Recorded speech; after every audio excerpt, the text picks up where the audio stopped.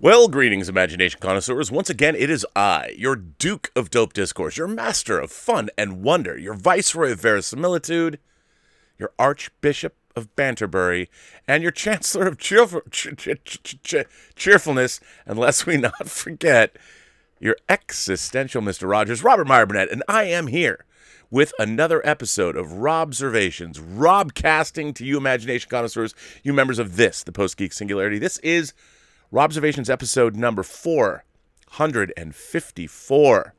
My God, ever closer to that 500th episode.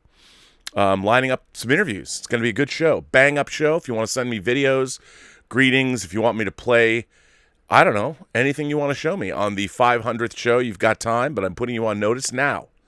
I expect at least another fun video from BL Alley. Because Elizabeth, she really likes those videos. Anyway, it's a Sunday. Was not here yesterday. I apologize. I have a lot of letters to read.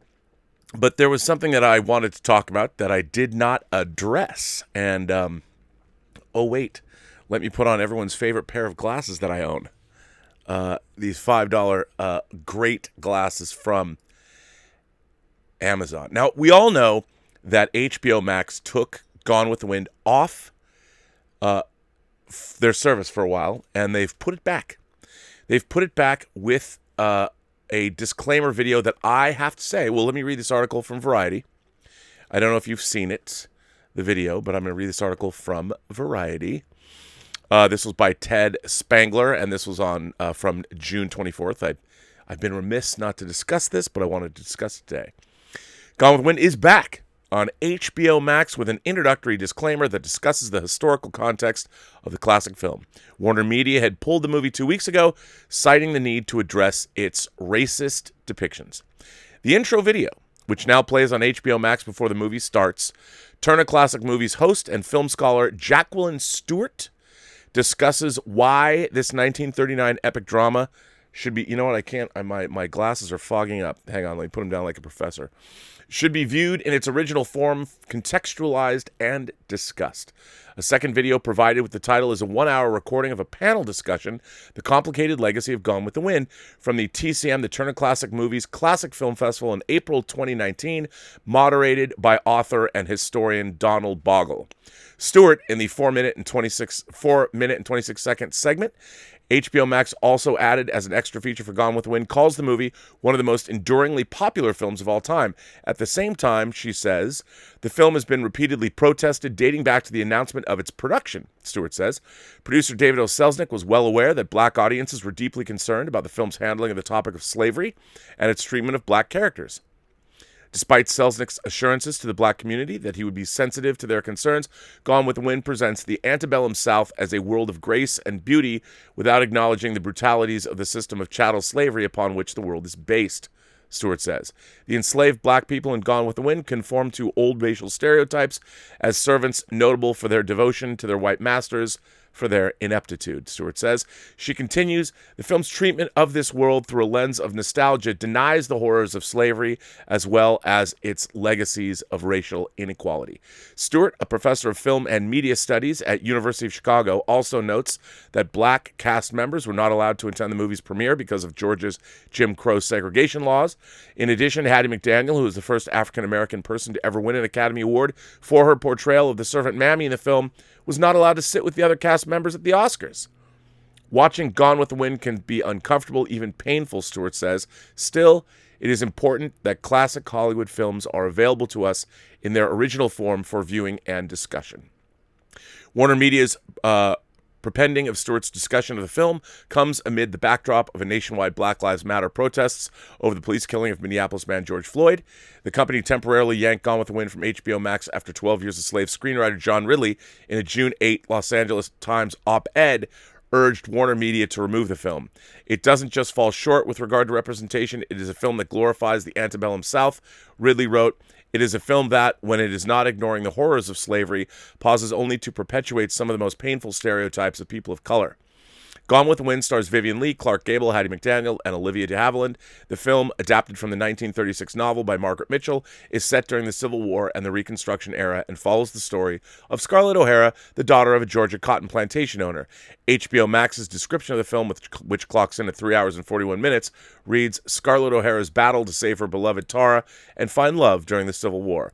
The movie won 8 competitive Oscars, including Best Picture, Best Actress for Leigh, Best Director for Victor Fleming, and Best Supporting Actress for McDaniel.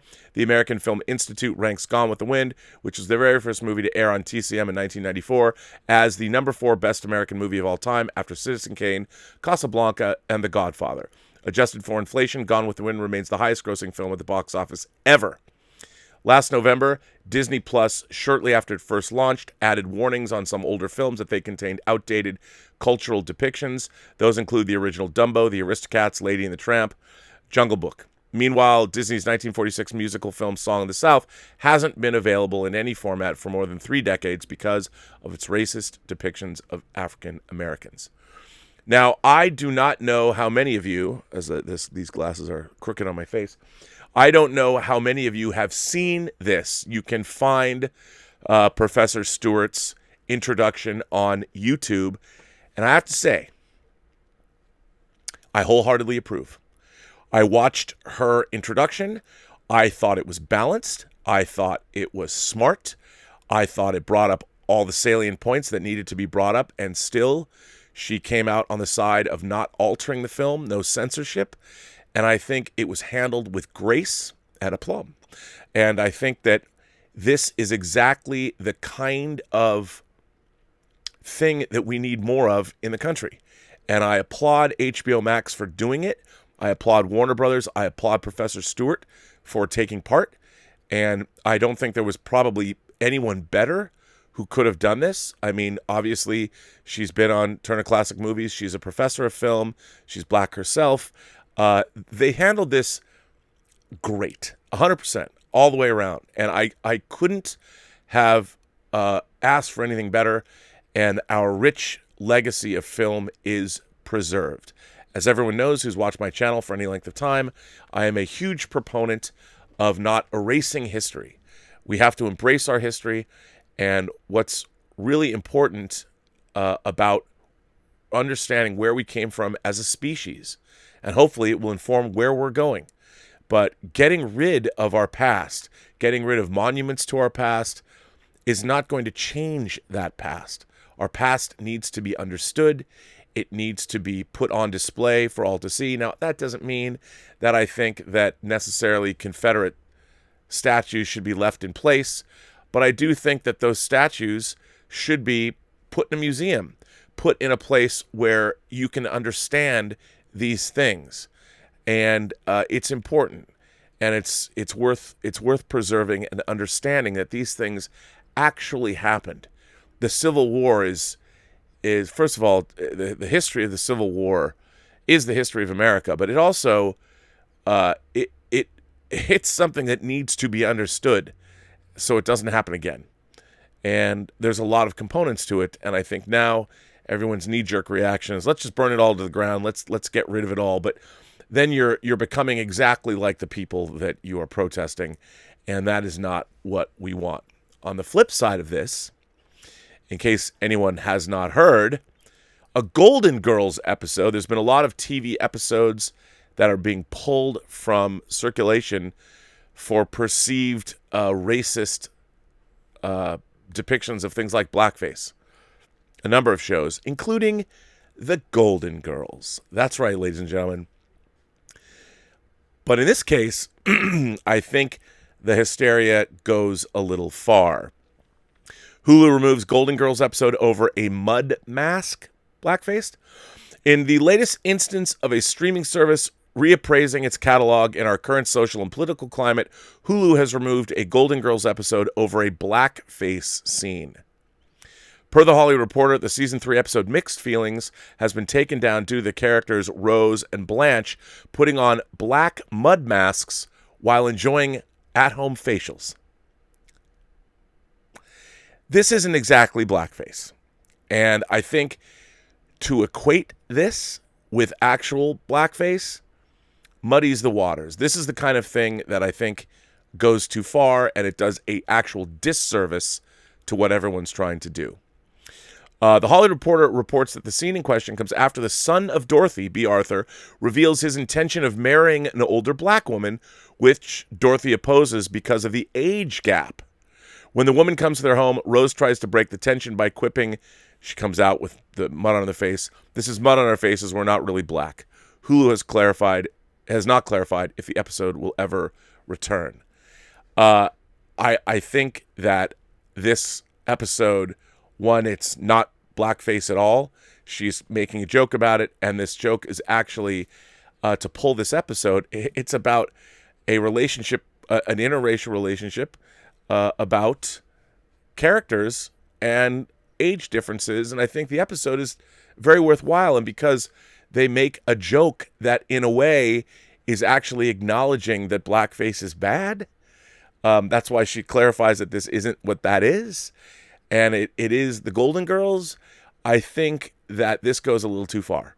In this instance, we're through the looking glass, and we have to be careful that in our desire to right the wrongs of the past or talk about these issues and bring them up, you have to make sure that these issues stay front and center and are not, in fact, diluted by things like this.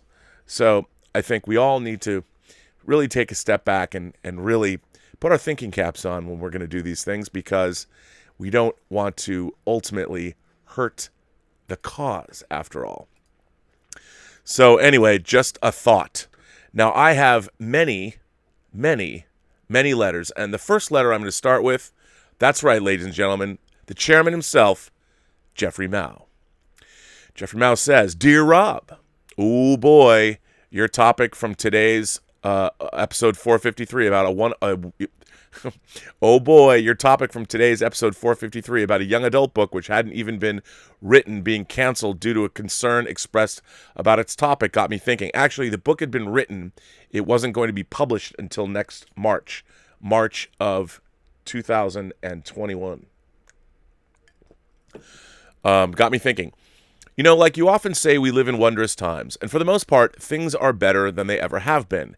However, we're both old enough to remember a time before social media, the internet, cell phones, VCRs, and answering machines. Back when you didn't know a book was coming out until, well, you saw it in the bookstore. Yeah, bookstore. You know, where you'd buy books. Real books, made of paper. Okay, guys, please stop calling me a tree killer, would you? Well, in 1990, what book came out but the latest James Bond novel written by John Gardner called Broken Claw, which I read and had in hardcover. The story is about Bond facing off against a half-Blackfoot, half-Chinese gangster called Broken Claw because of his deformed hand. Because, you know, all Bond villains have to be deformed in some way, who also happens to be an agent for China. So this guy is a pretty bad dude, as if being a gangster isn't bad enough, but also a communist agent. Add on top, get it? The ridiculously named Yellow Fever Dream, CIA agent, Chi-Chi Su. Jesus, where did Gardner get these names? As Bond's new bedmate, ally, and you have pretty much every Chinese stereotype check marked. Except for the good math and piano and violin playing. Now, when I read this book back when I was 16 years old, was I offended? No. Was I immediately concerned that some old-ass white English honky was writing a story about Chinese people and a bad guy who was also a half Blackfoot, and he was neither of those ethnicities? No. Because this was the latest James Bond novel and I wanted to read it. Did I think it was overall pretty darn ridiculous? Sure. I was actually more offended by the scene where Bond is going to impersonate a traitorous agent and a fellow agent tells Bond that the dirty agent is about Bond's age. Mind you, Bond should have been about 66 years old in 1990. I also don't recall if Chi-Chi Su asked Bond if he wanted a Maisagi, but I wouldn't be surprised if she did. So, in light of what the current culture is like, can you imagine if this book came out today? Or if it even could have? First off, nothing bad about Chinese people or China can come out because we want to appease the Chinese. The Indians, indigenous First Nation Native North Americans, would start to sharpen their, cry bloody murder, oops, you can't say that nowadays, about the portrayal of a sadistic torture ritual that Bond endures in the climax of the book. Now, is it Gardner's job to tell a good story or to properly portray the ethnicities and minorities that are in his book? Rob, like you say, don't put your agenda or lack of it in front of your story. James Bond stories are already larger than life and by no means intended to represent anything close to reality. Now, maybe in a different world, it could be a closer to reality story, but it wouldn't be James Bond. It might be something else. Is James Bond not going to bed down with a ridiculously named woman who has the barest qualifications to be a fellow agent and is written strictly for the purpose of being a Bond girl? While I think most of us can certainly excuse Gardner for his book and its portrayal of Chinese people because he's simply trying to tell a good story, I think there's a larger issue at work here. Because even if Broken Claw doesn't do much at all to promote the good qualities and nature of the Chinese people, this book might be the only book that the reader reads all year that features Chinese people. And if this goes on for years and years, then, well, it's easy to see how stereotypes perpetuate and never get changed. So while it's not the responsibility of any one work of entertainment to more properly represent non-white ethnicities or minorities, it's the totality that eventually will create better representation, and it has to start somewhere. Now, let's use this line of thought to get back to an issue with the one author objecting to the other author's intended book featuring a Gullah character. Because that book has now been canceled, we might never get any other work featuring a Gullah character ever.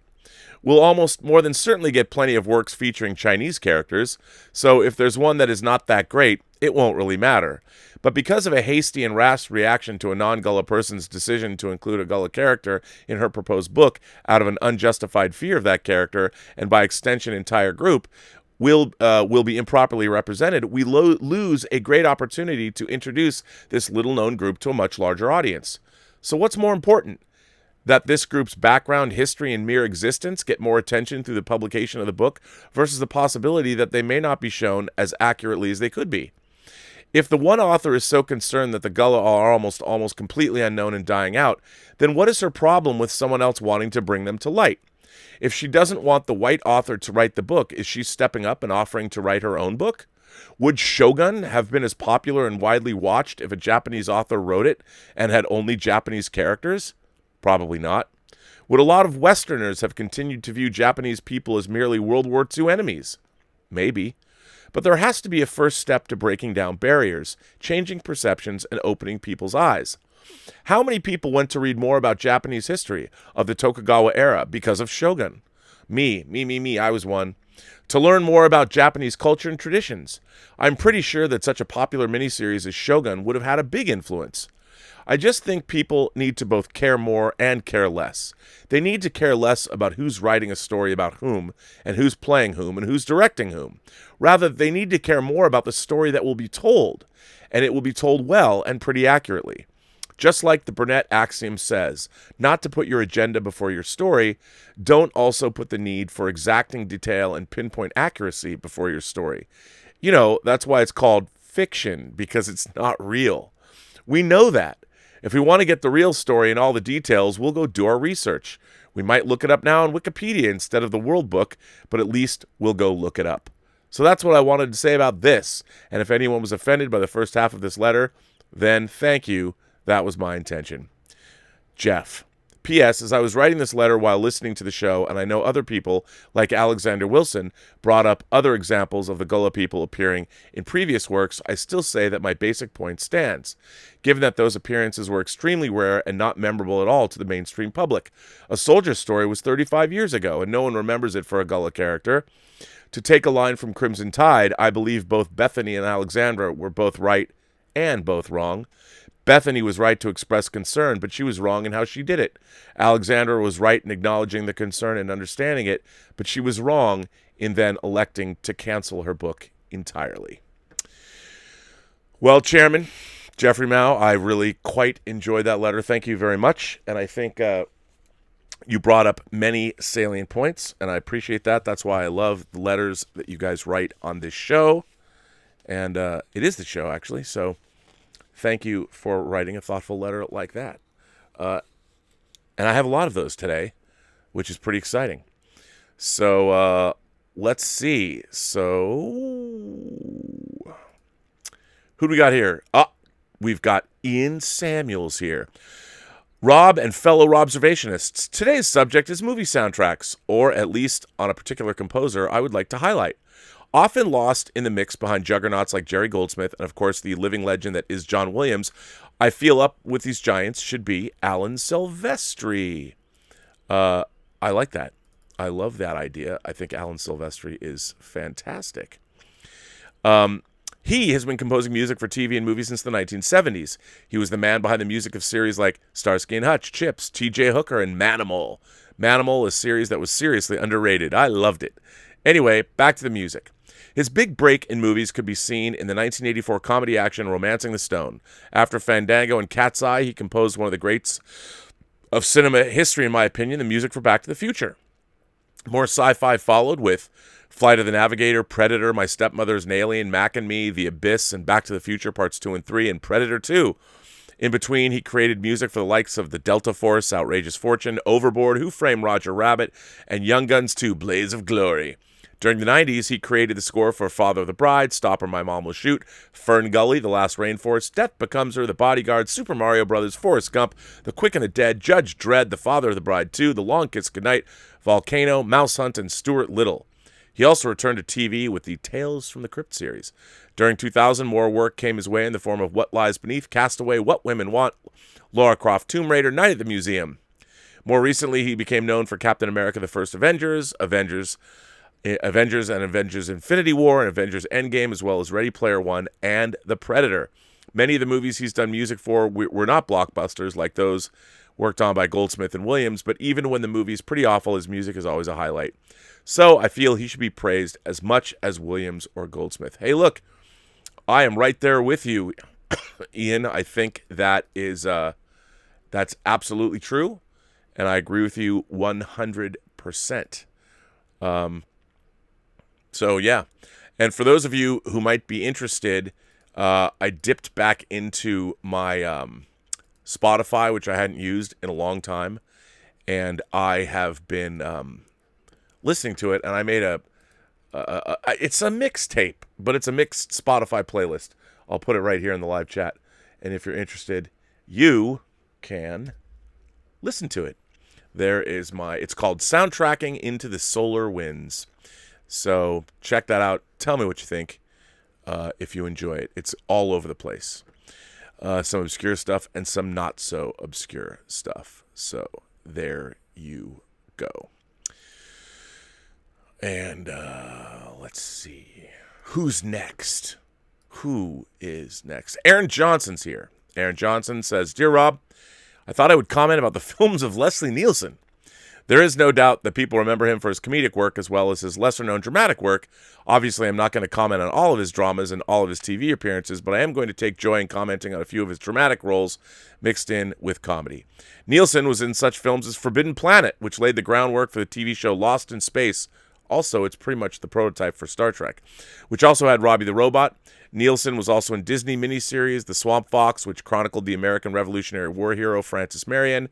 In the 1960s, some of the TV appearances Nielsen was in include The Wild Wild West, Alfred Hitchcock Presents, The Virginian. He even appeared on Hawaii Five-0.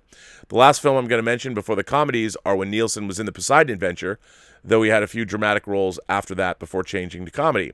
When Nielsen started to turn to comedy roles in the 80s, he was in the film Airplane in the supporting role with Airplane. You start to notice a shift in Nielsen's acting from dramatic to deadpan comedic. Then we are introduced to Frank Drebin in the TV series Police Squad. The character typically was modeled after police characters in earlier TV shows. The voiceover narration, with splitting up into acts for each episode with an epilogue, was an homage to 60s and 70s police dramas such as FBI, The Fugitive, Cannon, Barnaby Jones, and The Streets of San Francisco. Nielsen's Frank Drebin character, whose pratfalls and sight gags made the audience laugh just as much as his one-liners, and even though it was a limited series, it received acclaim to earn itself a series of Naked Gun movies 6 years after Police Squad's initial cancellation. The very first Naked Gun film was called The Naked Gun, from the files of Police Squad. Nielsen returned as Drebin. It spawned 2 sequels. Nielsen in later years was in various later comedies. They include Mel Brooks' slapstick spoof on the Dracula story, Dracula Dead and Loving It. In my opinion, when I first saw it in the 1990s, it was just as laugh-out-loud amusing as the average viewer would see with Young Frankenstein or Transylvania 65000 with Jeff Goldblum and Ed Begley Jr. Nielsen's Dracula is about as amusing in a good way as if you heard Jim Varney's Ernst P. Worrell get himself in Trouble with the Troll in Ernest Scared Stupid. And that is how slapsticky and absurd Nielsen's take on Dracula is. Mr. Nielsen was also in family comedies such as Surf Nazis and Mr. Magoo. Mr. Magoo is one of those wonderful comedies that are so amusing that one would wonder how well Nielsen did his take on the Magoo in the film, because when I saw trailers for the film, I got a laugh from a scene where Nielsen is holding a turkey cooking while he's listening to a workout video. But anyway, on that note, I want to close this long letter with a question for all of you. What is your favorite Leslie Nielsen film? Sincerely, Aaron Johnson. Well, Aaron, mine is Forbidden Planet. I love Forbidden Planet, and it is the prototype for Star Trek, so I have always loved it. So let's see. Felipe Abrigo says, "Hello, honorable sir. On the subject of doing the delicious with an alien female, my favorite option." Hey, you know what? Don't just say that. If Vesna or Paula or, of course, Willow are here, well, maybe they want to do the delicious with an alien female, but don't count out the males of alien species either. But I know what you mean. On the subject of doing the delicious, I've never heard that before. I love that. Doing the delicious with an alien female, my favorite option is by far Vulcans or Romulans, T'Pol or Saavik. He wrote that. The only downside is that I have to wait 7 years every time. No. So let me put that misconception out of your mind. Okay, Vulcans have to mate every 7 years.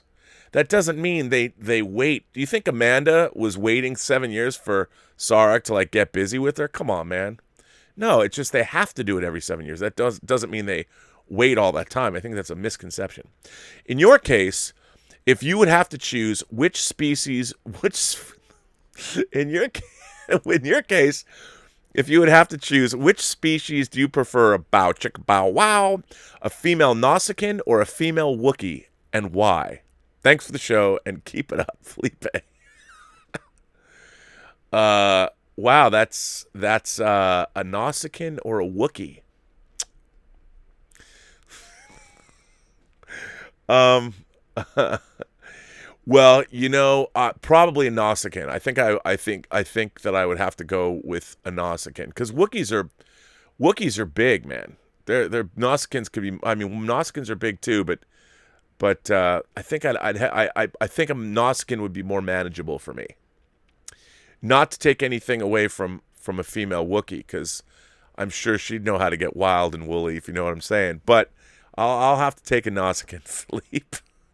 One of the ongoing threads in this show that I constantly love is when we always get back to what kind of how if you would make it with an alien, how far alien would you go before you couldn't go any further? And so for those of you who might not have watched this show ever before, I have said that I'd have to draw a line at, say, a xenomorph. I just couldn't find my way of going there. So, what about you? This one comes from Bran Sheehan.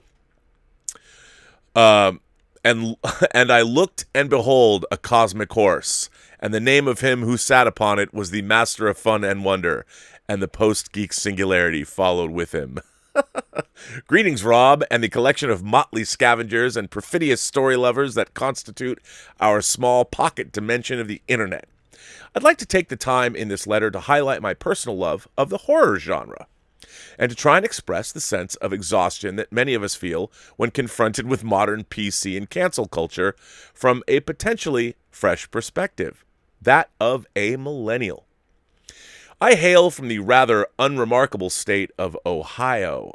Don't say that, because Elizabeth will be screaming at me from the next building. It's not New York or Texas or the white shores of California, but many outside the state are unaware of our status as one of, in some lists, the most haunted state in America. As the traditional stomping grounds of the Springwood Slasher and Buffalo Bill, we tend to take horror pretty seriously. From 1998's The Faculty, starring a young Elijah Wood in his battle against an evil alien faculty, to 1989's cult classic The Dead Next Door, with its wonderfully no-budget gore, to Wes Craven's potentially most dubious film, 1981's Deadly Blessing, Isn't Sharon Stone in Deadly Blessing, I believe? Featuring its alarming cult-like farmers, Ohio has long found its niche as an unassuming setting for stories of the macabre. Even my university, Baldwin Wallace, is the film location of 2017's frighteningly bad Bye Bye Man. It's safe to say that Ohioans enjoy a good scare, or maybe Hollywood just finds us creepy. Growing up in the 90s and early 2000s, my childhood was spent enjoying the latter days of many venerable franchises. I unironically watched Freddy vs. Jason at the edge of my seat. Admittedly, I was rooting for Krueger. While I consider the original Texas Chainsaw Massacre still one of the most frightening slashers ever made, absolutely it is. Is it a slasher, though? Though it does seem to predate the genre, at least initially. My first exposure was the 2-part reboot featuring R. Lee Ermey, and how badass is that final girl? As I became a teenager in the swirling wild west of our young internet, my personal interests wound backwards. I've been told I'm an old man at heart, and maybe then it's no surprise that my exploration of horror inadvertently led me to the hallowed texts of H.P. Lovecraft. In psychology, they say that as children, we listen to our parents' music. We're young and don't know anything else. As we begin to reach adolescence, we branch out and begin exploring our own tastes. Our emotions are flaring, and we're searching for who we want to be. And our subsequent musical tastes often feel deeply personal. Years later, as adults, our tastes may, and likely will, have changed as who we are evolves. But no music will ever reach us on an emotional level the way those songs did we discovered as teenagers.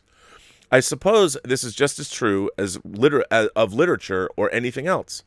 After reading At the Mountains of Madness, I was sold hook, line, and sinker. The mythos, the existentialism, the sheer unknowableness of his works I found intoxicating. As I delved deeper into his world, I began exploring the cinematic adaptations, of which there are sadly too few.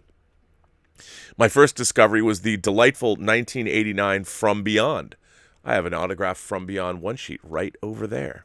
I fell in love with Jeffrey Combs' tongue-in-cheek portrayal and the dichotomy of the truly horrific creatures and imagery of the film. Naturally, I followed this up with Combs' most famous role, that of Herbert West in the nauseatingly lurid Reanimator.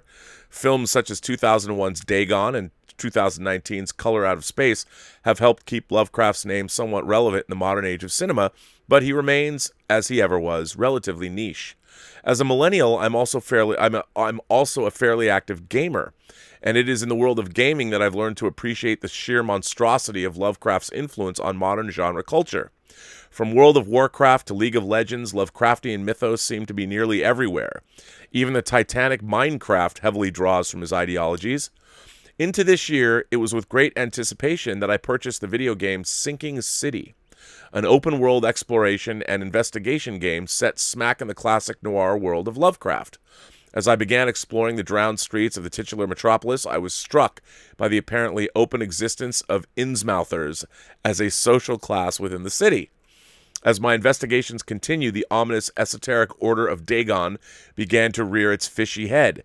The game went to great lengths to remind me of the otherness of Innsmouthers.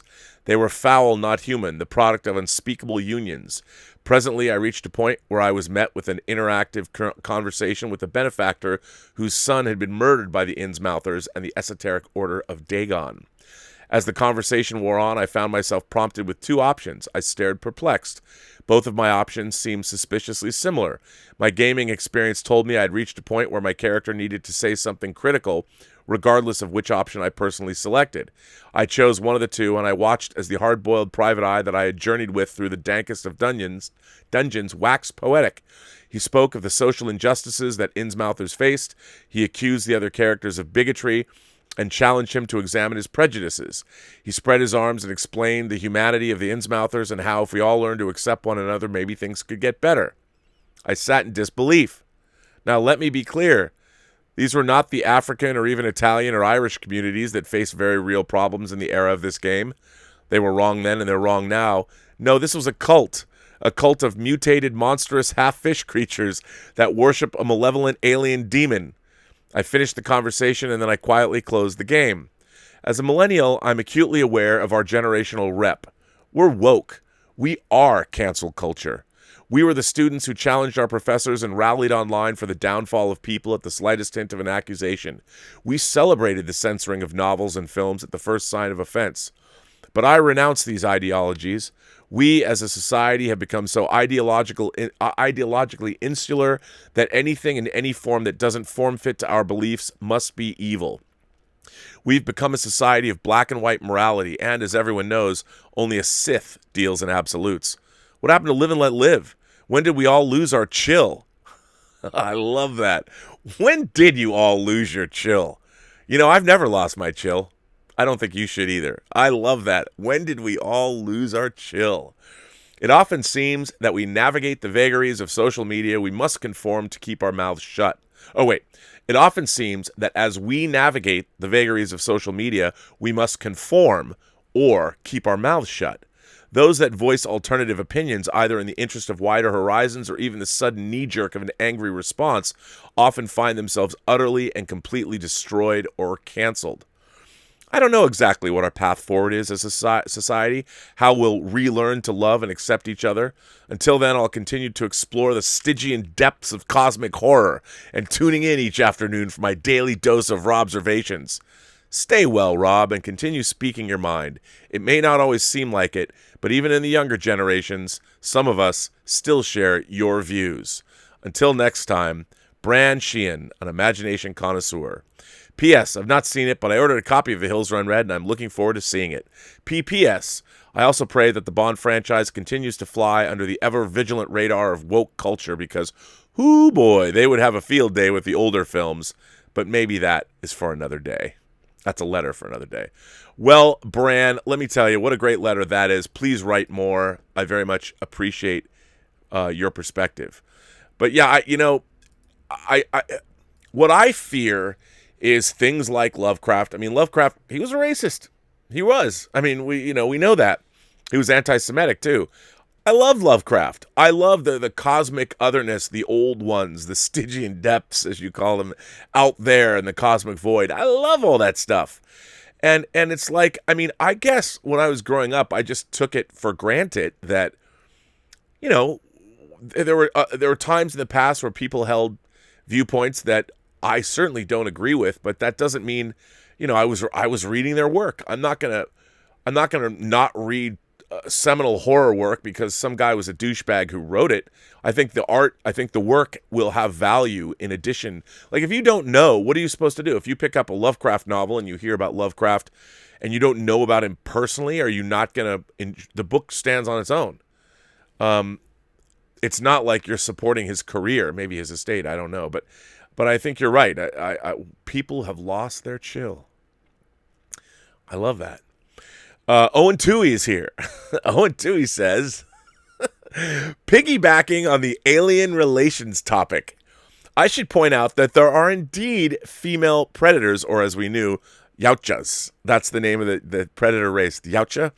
You mentioned that predators may be genderless, but if you play the Predator Hunting Grounds game, you'll see they come in 3 playable classes: Scout, Hunter, and Berserk class. It's a shame the movies haven't ever introduced female predators.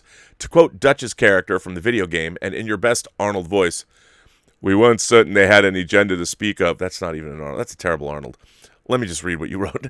"We weren't certain they had any gender to speak of, but that changed when we came in contact with the female. She was smarter and deadlier, and she didn't fuck around like the males did."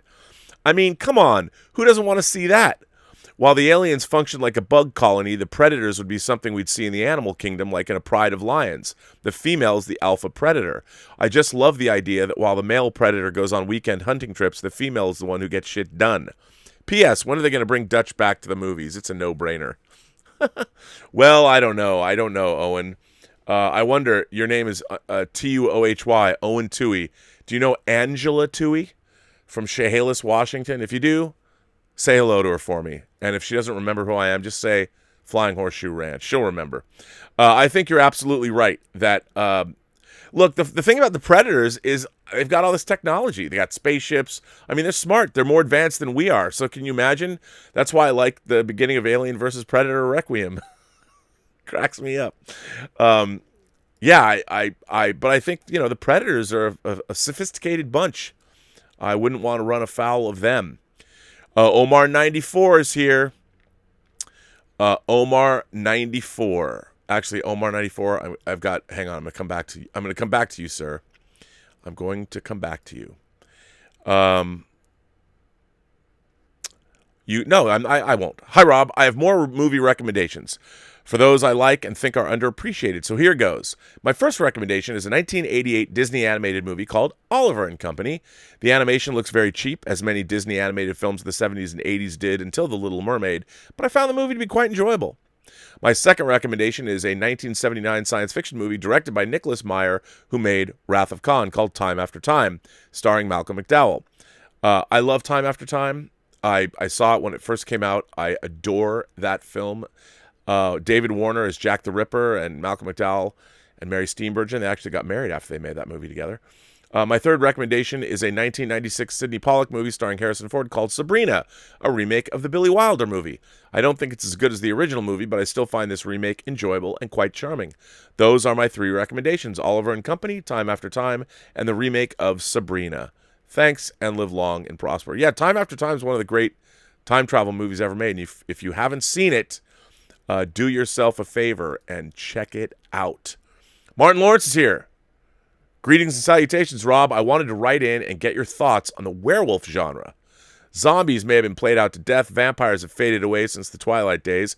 Maybe now it's time for fuzzballs to rise back up. There have been far more great werewolf movies than bad ones, and some gems still make it through the cracks. Late Phases, Howl, and the excellent Bad Moon spring to mind. Isn't now the time for the hairy beasts to claw their way back to the big screen? I would rather see Wolfen, The Howling, and American Werewolf make a resurgence than one more series of The Walking Dead. So come on, Rob. Let's get behind those furry bastards and make this happen. I might have got carried away there. Anyway, would love to get your thoughts on this. Sincerely yours, Martin Lawrence. Well, Martin, I, too, am a werewolf fan, and I think there's been a couple of movies that were in development that I would love to have seen. One is Robert McCammon's novel, The Wolf's Hour. The Wolf's Hour is a great book about a werewolf in World War II. It's fantastic, and I know some friends of mine had the rights, and they were going to make it at Universal.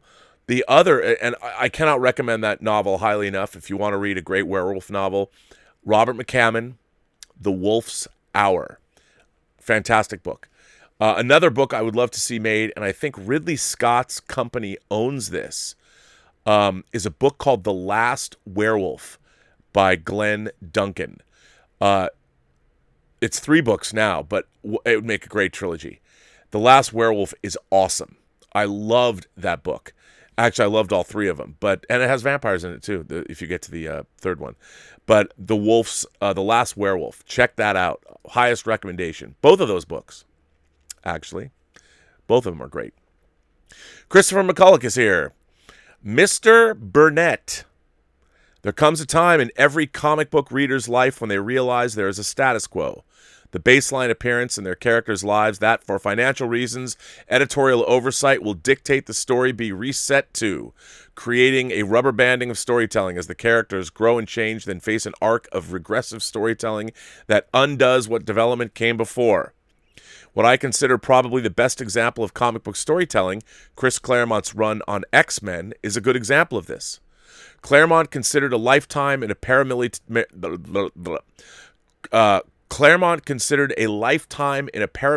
team of violent warriors of justice to be a grim sentence for anyone, and so wrote something you didn't often get in this serialized medium: the ends of people's stories. After seeing the love of his life die twice, Scott Summers stopped being the leader of X-Men and does some soul-searching, eventually meeting an oddly familiar redhead named Madeline Pryor. They get married, have a kid, and settle down in Alaska. It's the happy end and exit to the superhero life Claremont wanted to give his characters, but inevitably the status quo reasserts itself. Scott is called back into service with a resurrected Jean Grey and the rest of the original X-Men on a team called X-Factor.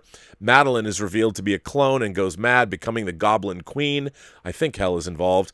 And it's the final turn where I personally delineate the end of the Claremont era. But events like that are found everywhere in comics, from Spider-Man's marriage being magicked away to Superboy's punching storylines out of existence. I believe you have a maxim about putting an agenda before storytelling, as well as comics. This constant need to regress characters back to a more narratively convenient state is the source for a lot of the comics' flattering tropes people associate. Hang on. the comics, this constant need to regress characters back to a more narratively convenient state is the source for a lot of the less flattering tropes people associate with comic books. The stunt storylines, the resurrections, and the arrested development of characters who will always face problems they will never resolve. Star Wars, first it was a trilogy, then a saga, now they're comic book movies. The same problems that plague comics are now found in the great resurrected franchises. For our heroic trio from Star Wars, we saw their happy ending. We saw their personal character arcs as they develop into the heroes they are at the end.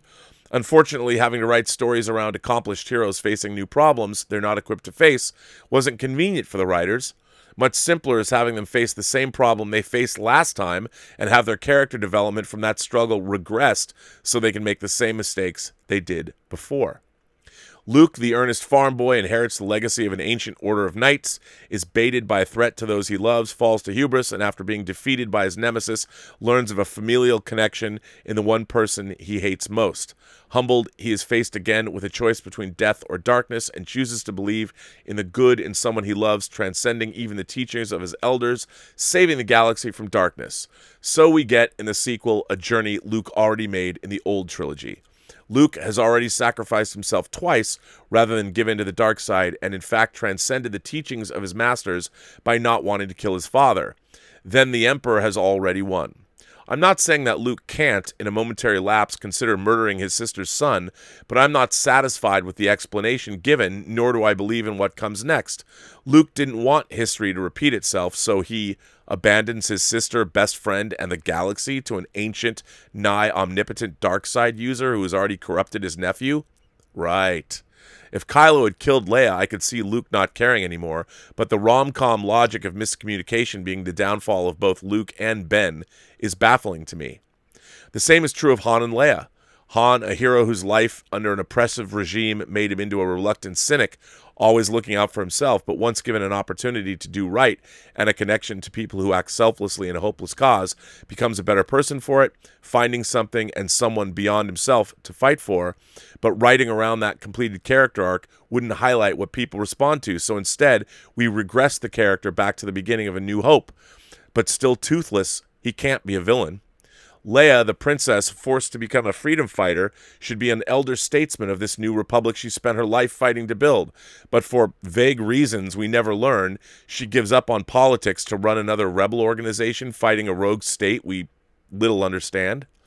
Everyone is a different person by the end of the OT than they were at the beginning, but you'd have no way of knowing that in the sequels because every one of the Trinity, as a result of vague trauma, have had their characters regressed. Han's a smuggler, Leia a rebel without a cause, and Luke is suddenly obsessed with Jedi strictures, and when given a scenario reminiscent of his confrontation with Vader, does something he already learned to overcome. I would have been happy to get a story where Luke is a broken old man, but you have to get there first. What was Luke's trauma? He felt embarrassed or ashamed? Teenagers run from that? Luke hasn't been that person for a while. The reasons are forced. A status quo established. The characters we love will all grow old and die, being the same as they were when they first appeared. Any development they undergo wiped away to fit with whatever conflict they face. The Star Wars universe is now a nihilistic place where darkness is inherent in the balance. Christopher, watching for a crisis on infinite Tatooines. Christopher, that was a great letter. Look, I go no further than my favorite franchise, Star Trek. What they did with the characters in Star Trek, I mean, Spock learned to come to grips with emotion in Star Trek the Motion Picture. By Star Trek 2, he's come to terms with that. And there's that great scene with Kirk and Spock's quarters where we see them talking and you see a serenity in Spock that you hadn't seen before. Leonard Nimoy was playing that character who was growing and evolving. And look, it really comes down to, again, the talent of the writers involved. Everyone knows I think the Star Wars sequel trilogy pretty much ultimately is a disaster for all the reasons that you cited. And I blame a couple of things. I mean, obviously it was all the decisions were corporate ones. And I'm sure J.J. Abrams was given a mandate by Disney, but then J.J. Abrams went and he can't write anything that's at all original anymore. Maybe Regarding Henry was original at one point, but his Star Trek films and Star Wars movies and Super 8. I mean, I think that he's one of the most hackneyed screenwriters that still gets work. And it's sad. It's sad. The sequel trilogy is they're not mature movies. They don't have really anything to say, and there's no story being told. You're like you said, it's reductive storytelling, covering ground we'd already covered and far better. So yeah, I agree with you, and it's sad. It is sad, which is kind of a bummer. So what can we do? I don't know. Honestly, I don't know. Let's see what you guys are saying here. There was some that came in yesterday that I didn't read on the show from our boy Dancing Dog. And this was from yesterday, but I'm going to jump back to them because I, and hang on, because I obliterated the, for whatever reason, I messed up. Let me not mess up. Let me put this back to where it was supposed to be. And hang on. And there we go. All right. And I will get back to Dancing Dog and read what he sent me yesterday. Here we go. All right. Now on with the show. Dancing Dog says, Robert, I normally like to keep my posts fun. However, I think all of the Post-Geek Singularity should watch a YouTube video from Paul Vischer titled Holy Post, Race in America. It's not preachy or judgmental. It just lays out important facts we should all know. I had no idea so many laws were passed post-slavery limiting what freed slaves can do. Laws that restricted where one could live or work or exist. Even the GI Bill screwed American blacks over. They could not partake of the GI Bill. The past affects the present. Change is needed. Peace. And now, okay, back to the fun. Seventh Voyage of Sinbad is being broadcast on the Svengoolie movie tonight. For those of you who are able to get Me TV, pop your popcorn, get your beverage of choice, and enjoy the magic of Harryhausen. Have a better life. Well, that was last night, so you couldn't have seen the Seventh Voyage of Sinbad. But Dancing Dog, I want to thank you for writing in. I very much appreciate that. So let me get back to where was I? Let's see. One More Throg. I think I missed that last night. I love War of the Worlds 1959. It's 1953, but that's what. By the way, War of the Worlds is on Whining About Movies tomorrow. The original Byron Haskin directed 1953 version. I just got a Blu-ray of it. We're gonna watch it. It was my favorite movie when I was 5, and it stayed my favorite movie for a long time. So yeah. I love War of the Worlds 1959. Favorite also, I love the 1990s syndicated show in the first season. Steve Buscemi, damn it. I liked the War of the Worlds first season. It was pretty good. It was like a direct sequel to that movie. I also do like the Steven Spielberg version. I don't love it, but I think the first half an hour is some of the greatest movie making ever. I mean, incredible stuff. And I haven't seen the new versions yet that have been airing, but I want to see them. Picard Sucks sent in a super chat last night too, so thank you for that. Willow is here. Willow says, have you heard or read American Dirt, a story about an undocumented Mexican immigrant written by a white author? It received praise from Oprah, Stephen King, and Don Winslow, but has garnered much controversy and criticism from some Latino writers. Yes, I've heard all about it. And again, there's a cancel culture out there trying to go after that author. And again, you can research these things, and I think authors who are writing, I find it makes me crazy to think that there's this movement now where people say that authors can only write about things that they know and people that they know. I mean, that's what research is all about. You're trying to capture. It is absurd to me that we expect writers to only write what? About themselves? Does that get all my favorite genres, science fiction, horror, and fantasy? I mean, Tolkien didn't know who hobbits were. He didn't know orcs. He didn't know the Astari. He didn't know Gandalf and Sauron. And I mean, it's the most ridiculous thing in the world to expect or to go after a white woman who writes a story about an undocumented Mexican immigrant. That doesn't make any sense to me because what? Only an undocumented Mexican immigrant can write that story? How many undocumented Mexican immigrants are going to write their story about their travails in the United States? I mean, I'm sure some would, but I think that if the book is great, if an author is great in creating a reality, that's what they're supposed to do. They make shit up. And when they're creating novels, they do research. It'd be like, people who write historical novels that are set 100 or 200 or 300 years ago, they've never even lived in that time. They're doing research. It's so stupid. It is. And you know what? If a Latina writer wants to write a story about an undocumented Mexican immigrant, well, then they should. I mean, I hate it. I hate it. But yes, I've heard about the story, and it's just, it's so weird. It's such a weird idea. Authors make shit up. They always have. They always will. And it makes no sense to me. So yeah, Kazam is here, sends in a tip and says, I'm pessimistic, but I really hope theaters open up soon. The last film I saw in theaters was, sadly, Doolittle. I need to erase that memory out of my head. I have to tell you, here in California, Gavin Newsom closed all the bars and nightclubs today. And it's our own fault. We sheltered at home for 3 months. The federal response, the response to this pandemic at the federal level has been embarrassing. And I understand we have to open our economy. I get that.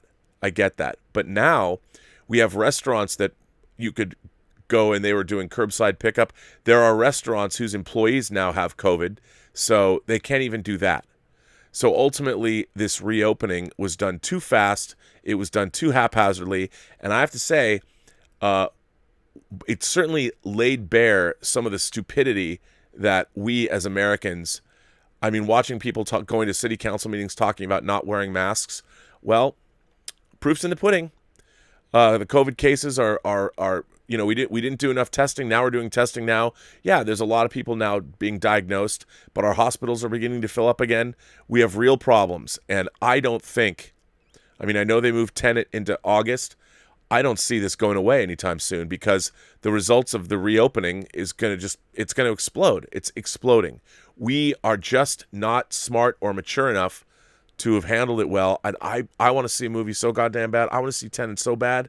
I don't think Tenet's going to open this year. Honestly, maybe they'll push it back only into like November or something. I don't think it's going to open in August, not if the numbers keep rising the way they're rising. It's not cool. Not cool, Kazam, but I'm right there with you. I would love to walk into a theater and smell the popcorn and get my Diet Coke, or maybe a glass of wine if you go to the ArcLight, and sit down and watch Tenet. Actually, I'd like to see Tenet at the Chinese theater in IMAX, but man, what a bummer. I'm with you, man. Gregory sends in a tip, and what really bums me out too is that even physical media,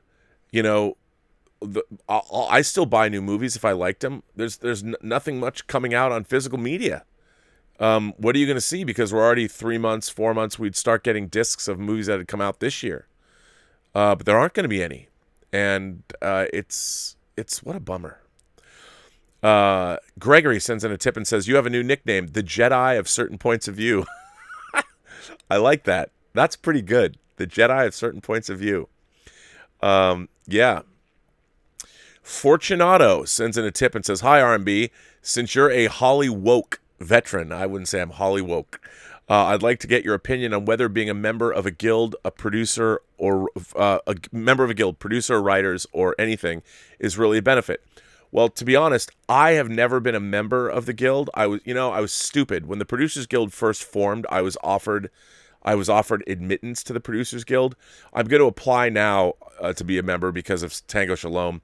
But I would love to be a part of the Producers Guild, and I think guilds are good. I think the guilds are good in the entertainment business because if a lot of the guilds, if nothing else, they do protect their constituents from being mistreated when they're working properly. The DGA is a fantastic guild, and they make sure you get paid correctly. And I'm a fan of those guilds. I really am. And I think that they are helpful to people, honestly. They can be a pain in the ass for independent filmmakers, but if you're starting to work on television, union television gigs or union film gigs, they're good. I'm a fan. I am a fan. J-Lo Flicks sent in a super chat and says, I recommend the film Glory, harsh but inspiring. I love Glory. Glory's great. Stubble McShave sends in a tip and says, you should Glory is the kind of movie you should watch now. Early Denzel. It's great. Stubble McShave says, I just left an in-depth analysis stream of the perpendicular worlds, the parallel worlds, and the mirror worlds of the Wheel of Time, which we are all surrounded by. The Terralanderod, the world of dreams. The nerdiness of it all would have made you dance in glee. An in-depth analysis stream. I would love to have done. Stubble, I need to get into the Wheel of Time thing because I want to feel your love. Your love of the Wheel of Time is one of the reasons I do this show. And I hope for your sake that the TV show is everything that you hoped. And again, how cool is it we're getting a Wheel of Time show? I mean, we're getting the Foundation trilogy. Well, the Foundation is probably more than just the trilogy. We're getting the Foundation. We're getting Dune. We're getting Wheel of Time. Can you believe this? I mean, this is amazing. We can complain about Star Wars or Star Trek, and I do, and I will, and I'm not going to stop. Already I'm buying a new set of knives just for Discovery Season 3. I'm going to sharpen them. I'm going to take them with me wherever I go, and I can't wait to use them to eviscerate. No, I shouldn't think that way. I'm hoping Discovery Season 3 is really good. I do. I honestly do. I know it's not going to be, but I really hope it is. I really hope it is. And by the way, for those of you who asked, I have not received the Enterprise kit. When it arrives, I'm going to open it. I will do an unboxing on this show. I will. So there you go. But I'm glad. The nerdiness of it all would have made me dance in glee. But you know what? Just your love of Wheel of Time makes me dance in glee. That's all I need. Bob Quall is here, and he sends in a tip, and he says, Jacqueline Stewart hosted a recent TCM airing of The Jazz Singer and addressed its blackface issue beautifully. TCM has an excellent original short regarding blackface on film. The Black Heaven clip is shocking. You can catch it on their YouTube channel. That's really interesting, and I'm glad. I had never seen Jacqueline Stewart before, and I loved her introduction to Gone with the Wind. I think that's the way to do it. I will definitely look that up. Their YouTube channel, the Black Heaven clip, I will look that up because blackface. There's a lot to it, and it's more in depth and it has more history than even I thought. So I think it's really important. That's good that they did that. Alexander Wilson says, good to see you back. I thought you were ducking me. No, sir. Also, Alexander Duncan and Bethany Murrow did actually have a conversation about the book. Alexander also asked Publishers Weekly to remove Bethany from the article since it painted her as the reason. Do you go on?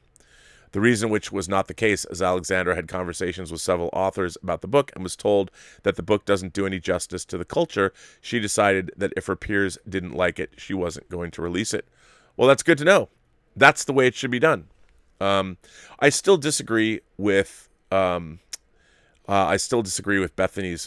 calling her out on Twitter, because if Alexandra was in fact showing it to her peers, then that makes sense. Maybe she'll go back and revisit the book. By the way, as a result of that brouhaha, I did order Bethany's book, Mem. I haven't got it. I think it's going to come tomorrow. And I wouldn't have known who she was, but that book, the idea of it, the premise is what I'm always attracted by.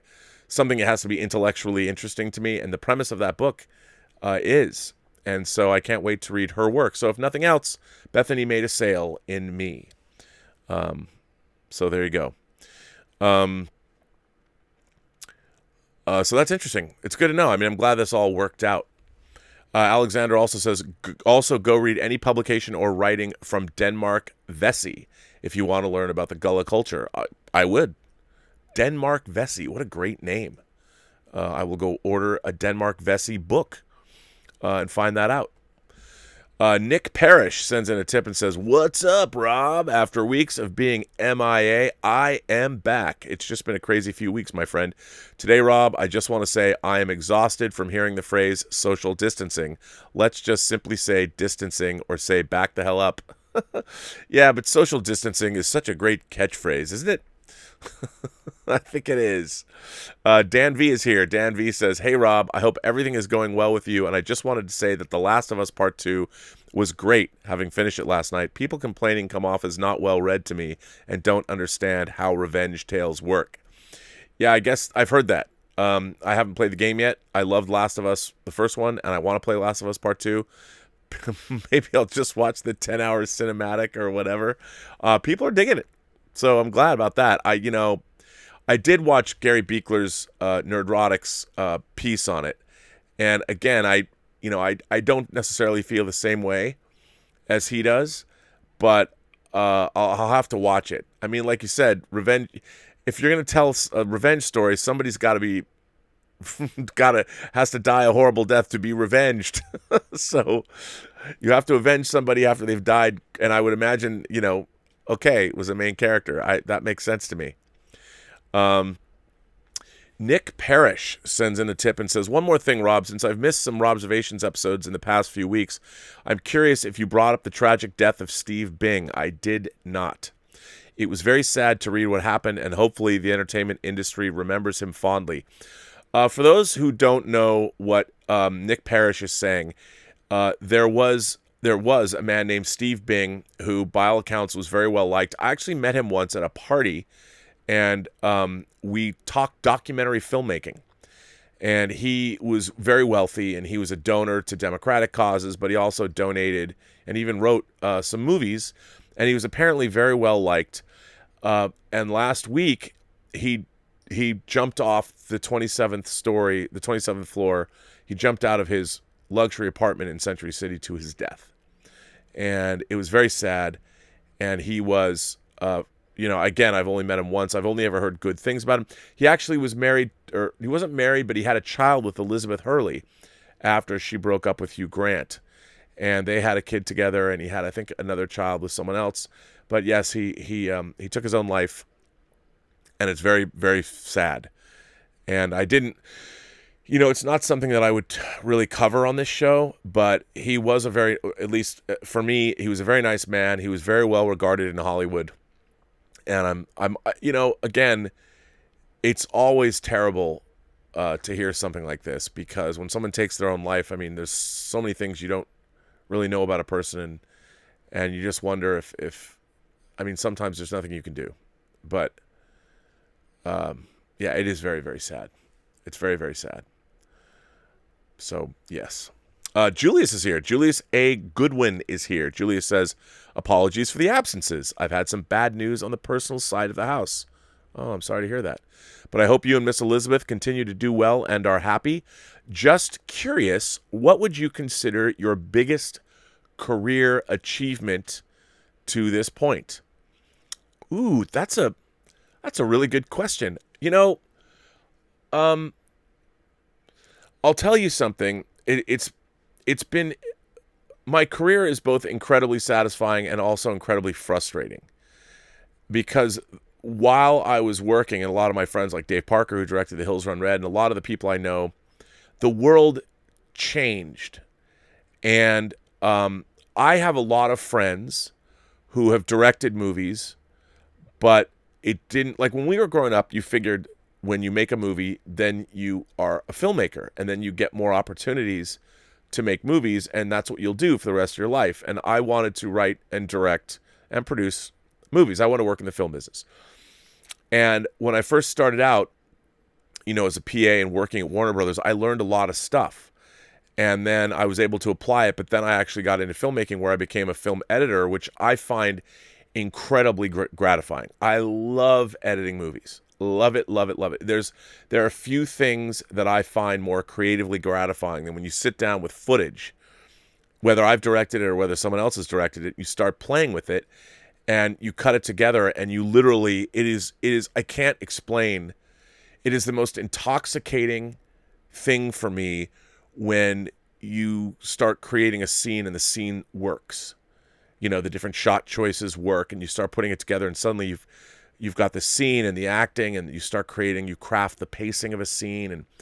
And I started doing that with Peter Billingsley on Arcade early on, back in the early 90s, and it was something I really liked. And then, you know, I specialized on doing that. I worked with a lot of first-time directors who made movies that were not always entirely successful, because one of the things that first-time directors want to do is they've got this very personal story that they want to tell, and a lot of the time their stories are so personal that they're not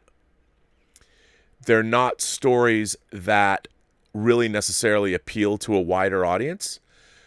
But still, I really like working on those movies, and I worked on probably 3 or 4 of those, and one of them, I thought was some of my best editorial work.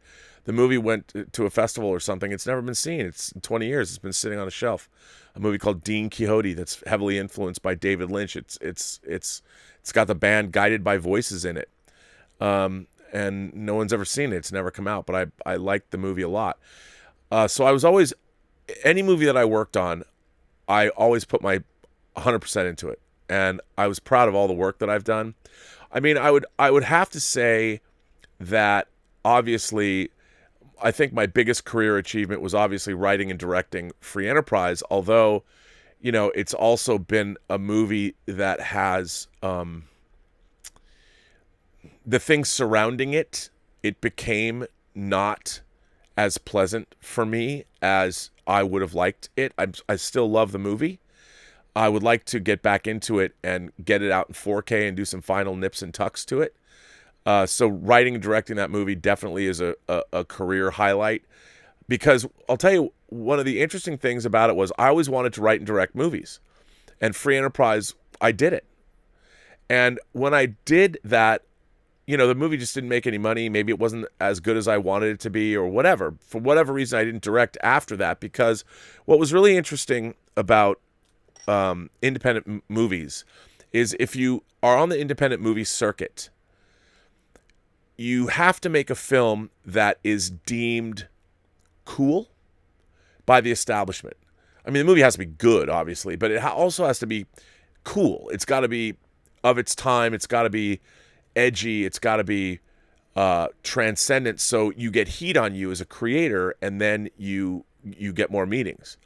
Well, Free Enterprise did well on the festival circuit, and I traveled around, and Mark Altman and I and Mark Gottwald, we went to film festivals, and we saw the tremendous reaction from the crowds. But within the independent film community, our movie had a decidedly more commercial Hollywood bent, so we were never anointed cool in the independent film community, because we definitely were not trying to cater to indie sensibilities. But I mean, I still am very proud of the movie. I got to direct a movie with my childhood idol, and there was a certain serenity that came with that, because I wanted to do that my whole life, you know, wanted to make movies, so I did. And I got to make a movie that, with my childhood idol, it sort of reinvigorated his career, and that was very gratifying. But that said, you know, it made no money, so my directing career was curtailed. But that also gave me other opportunities, such as making DVD special features. Now, obviously, it's not like making movies, because when you're making a DVD special feature, a documentary or whatever, you're making it about other people's work. You're not making it about your own. But there's an auteurist bent to that as well. And I was afforded opportunities, you know, to live in Australia for a year, to live in New Zealand on and off for 3 years. And I traveled and saw the world. You know, I first went to London to interview Christopher Lee. So the aughts, Free Enterprise came out in 1999, but then I soon after fell into this DVD world, and I was there for a decade pretty much. And during that time, I was also able to acquire the script for Agent Cody Banks, develop it, and sell it to MGM. But I have really had a good time, and I would like to be, of course, more commercially successful, and I want to direct again. I mean, I'm working on a project that I've literally wanted to make since the 80s, and it was the movie that was even announced in Variety after Free Enterprise came out. That was going to be my next film, but I don't think I couldn't have gotten it made I can get it made now because people would get it. They would understand the shorthand. But I think my biggest career achievement is just still being here. Still being here. Like this week, I got to work on this unannounced Netflix series that I've been working on for a year, on and off, just in a very small role. But still, it's been very gratifying. We did episode 13 this week. It's 3 seasons of 8 episodes. And the first season, it hasn't even been announced. And we're on episode 13. So, and I'll be doing episode 14 in another couple weeks. And that has been fun. But I think I've met so many people in the business that just came and went. And they got out of the business. But I've been here, for 30 years slugging it out. And I think that's my biggest career achievement is that I am still here. And I'm still having a good time. And I really like what I'm doing. Like right now, for instance, we're waiting on Tango Shalom. I might have some news about what's the fate of Tango Shalom quite soon. But there's another movie that Gabe had worked on that was, again, on a shelf. And now I'm working on that. I've taken it off the shelf. And I'm working on that film. And I think we're going to get that movie out there, too. It's a horror film. It's actually based on a play from a South African playwright, a female South African playwright. So I'm working on that, and it's just that's what I think. It's a great question.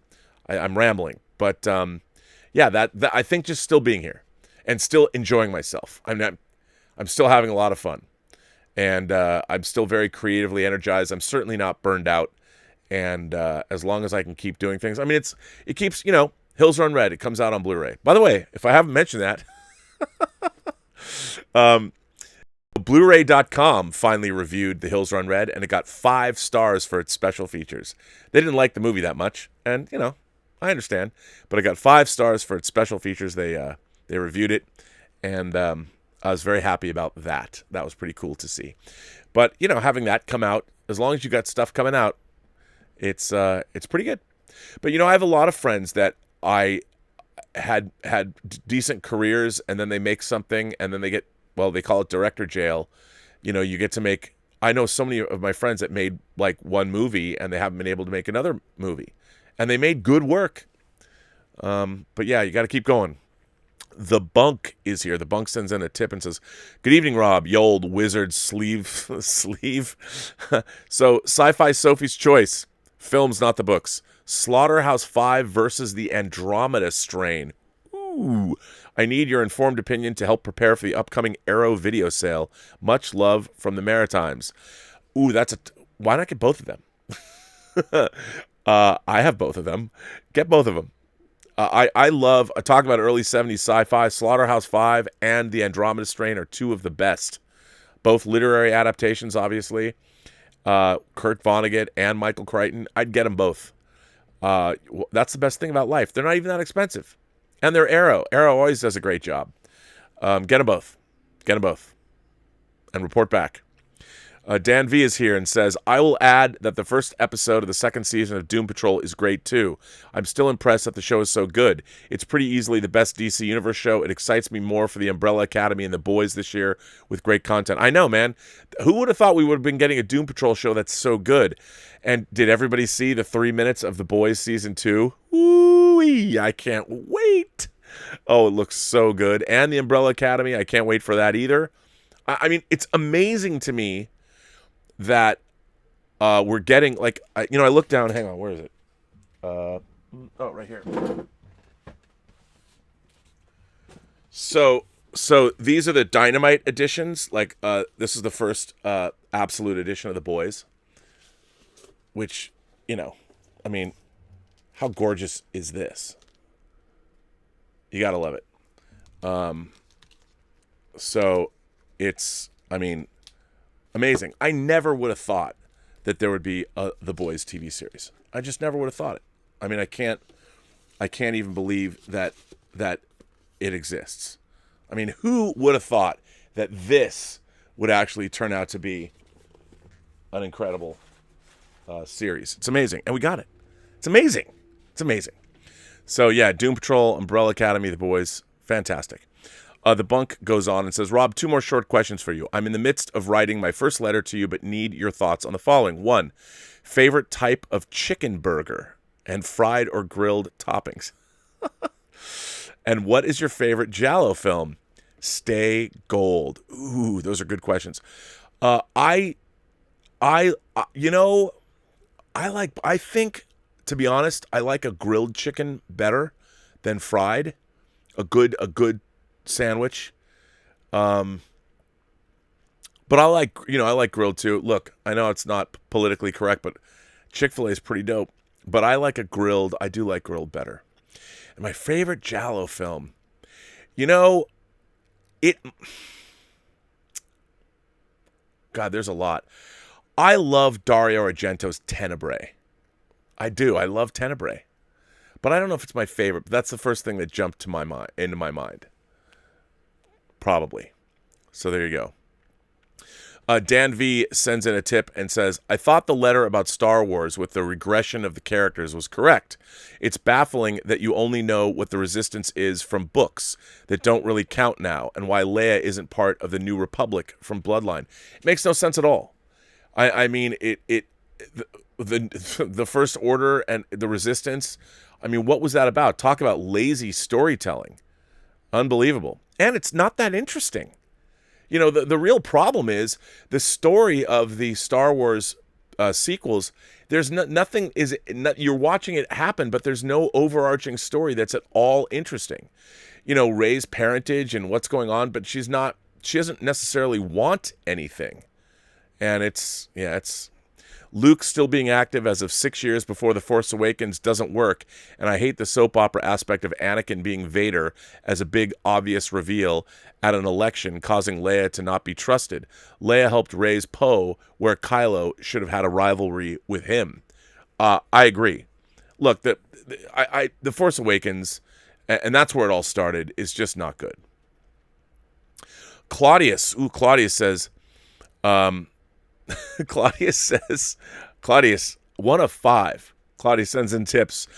Here we go. Let me take a swig of water. Claudius says, man, Rob, I love this show, but I hate getting into politics here. But I'm compelled to make some notes. Let me begin by saying that Gullah Gullah Island was a TV series that ran for 3 seasons on Nick Jr. from 1994 to 1997. I did not know that. Gone with the Wind is not as overtly racist as Birth of a Nation. Oh, absolutely. Nor is its propaganda as overt as Triumph of the Will. What Gone with the Wind does is present the revisionist lost cause view, focusing on Northern aggression and not slavery. Absolutely. I agree with you 100%. The Daughters of the Confederacy and others encouraged the censorship of any book, image, or text that was negative to the South. After the Civil War, Lost Cause proponents attempted to omit slavery as the primary reason for the war. The Daughters of the Confederacy were also responsible for building Confederate statues throughout the nation. Gone with the Wind can be seen as another neo-Confederate monument. But please note, I do not support censoring this film. Claudius goes on to say, if you want to watch Birth of a Nation, Triumph of the Will, or read Mein Kampf, have at it. But I also read and love the imagery of Lovecraft, but I am glad that there was commentary that contextualized it. Look, I agree. Like, all of these things, growing up a Jew myself, I mean, I met people that were in concentration camps every year. There were concentration camp survivors that would be brought in to speak about their time there. And it happened, it was there, and it happened. You can't not say that it happened. And I think the same is true of the Civil War and why it was fought. Yes, the lost cause issue is an important one to remember, that people wanted to recontextualize the Civil War after it was fought, when really it was absolutely, it really came down to economics. And the South wanted to keep slaves for economic reasons. They had sufficiently dehumanized them in their own minds that it was an economic issue. And by the way, there were issues in the North. There was indentured servitude. There was all kinds of things. And that whole idea, you can't get away from it. You can't get away from it. But I do think that you're correct. I mean, that Gone with the Wind is a lost cause story more than it is. It's the story just doesn't. It's like any story. Every story doesn't have to encompass every part of life. I mean, I think what's more interesting about Gone with the Wind is it is ultimately the story of these two people. You know, Rhett Butler and Scarlett O'Hara, and their situation. And it glosses over a lot of things. And one of the things that I actually like Gone with the Wind as a movie, because it shows you from the very beginning. You see all these very dignified, all these family members, and they're so excited to go to war. And then that movie completely takes apart their way of life, destroys it all, utterly destroys it all. And it's interesting to watch. And all the criticisms are absolutely true. But I think the movie's valuable. And I think you're right. Because I think that stories are never just about one thing. Great stories are about lots of things. And I think it's problematic when you're like, well, this story doesn't do this well enough, or it does this too much, so let's get rid of the whole story. But there's so much more going on. And it's a shame that that we would get rid of stories. So I'm really glad to what HBO Max did, and that Professor, I think, did a wonderful job. But you're pointing out these are very salient points you're making. Gone with the Wind seen as a neo-Confederate monument. Absolutely. Absolutely. And that's exactly what it is. Alexander Wilson says, Amazon won the naming rights to the new Seattle Center Arena, the renovated Key Arena, and that's where I saw Kiss, by the way. That my first rock concert was in the arena, and I saw Kiss. And it's called Climate Pledge Arena. It is? Thoughts? After watching an interview with Gary Payton, the basketball purist in me thinks not having the NBA in Seattle is a tragedy. I don't even understand. Like, I don't know what happened there. To me, it's so weird that the Seattle Supersonics are not in Seattle. Like, didn't they go to the Midwest or wherever the hell they went? I don't understand that. How can that? How does anybody allow that to happen?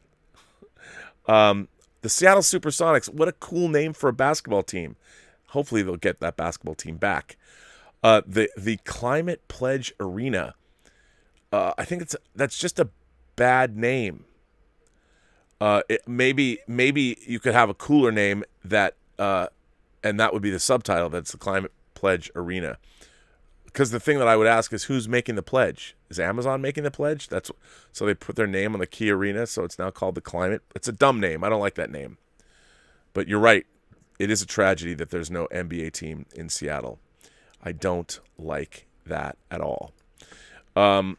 Let's see. Now we're going to jump back into letters. I've got letters. More letters. A lot more letters, actually. David Miller writes in, Dear Rob, hope you're doing well within the singularity. I know that your show is not meant to be a political one, but the world is such that politics has kind of forced its way into every venue.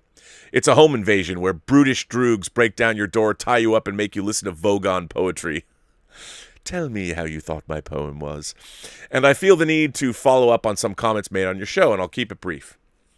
I first want to respond to some comments by the viewers, and I think you, about the concept of universal basic income, either universal or as a supplement to people's income. I want to state how this is not only desirable, but inevitable. To wit, the second industrial revolution, some call it the technological revolution, occurred in the 1950s. Since that time, the population of Earth has tripled. Also, since that time, each technological advancement reduces the number of jobs. Clearly, the math doesn't work here as far as people being able to obtain employment that will allow them to sustain themselves. And frankly, why should we cling to such structures? Don't we want advanced technologies to reduce hardship on humans? Isn't that the utopia we should be working towards? We destroy tons of food annually. There really isn't any scarcity of resources, just scarcity of access to resources. Now, I know someone is going to trot out the old chestnut that if you give people things, they'll become lazy. I call bullshit on that.